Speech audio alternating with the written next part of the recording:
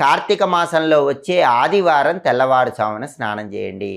కార్తీక మాసంలో ఆదివారం పూట తెల్లవారుజామున నదీ స్నానం చేసిన, ఆదివారం పూట తెల్లవారుజామున చన్నీటి స్నానం చేసిన 30 రోజులు కార్తీక మాసంలో తెల్లవారుజామున స్నానం చేసిన ఫలితం కలుగుతుందని కూడా స్కాంద పురాణంలో చెప్పారు. కాబట్టి ఆధునిక కాలంలో నిరంతర పని ఒత్తిడి వల్ల ఎవరికైనా సరే కార్తీక మాస విధులు పాటించలేని వాళ్ళు ఉంటే ఇప్పుడు చెప్పినటువంటి ప్రత్యేకమైన రోజుల్లో స్నానాలు చేసుకోండి.